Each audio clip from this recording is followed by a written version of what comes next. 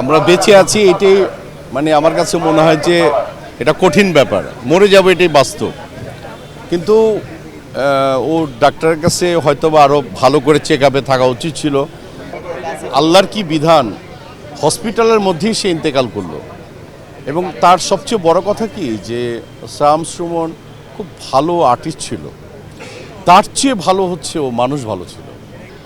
আমি মনে করি যে ওর জান্নাত চাওয়াটা আমার জন্য ফরজ আল্লাহ সুবহানাহু ওয়া তাআলার কাছে। আল্লাহ আপনি তাকে জান্নাত নসিব করেন।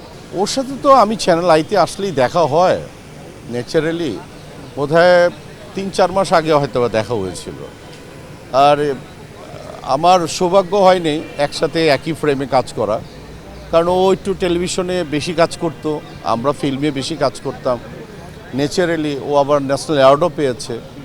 তো সো আমি মনে করি ওই যে এক কথায় তোমাকে বললাম যে খুবই ভালো মানুষ, এবং ওর কর্মজীবনটাকে ও এত লাভ করতো এটা কল্পনা করা যায় না। এই কর্মজীবনটাকে যে আমরাও এত ওর মতো ভালোবাসি কিনা সন্দিহান। আমরাও একটা সময় টাইমলাইনে ছিলাম, এখন নাই।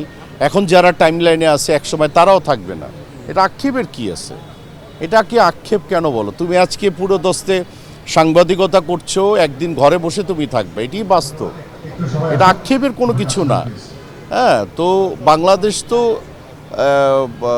বাংলাদেশের মতো একটি জায়গায় এরকম আক্ষেপ আমার মনে হয় যে শিল্পীদের বলো, টেকনিশিয়ানদের বলো, কারোরই থাকা দরকার নেই।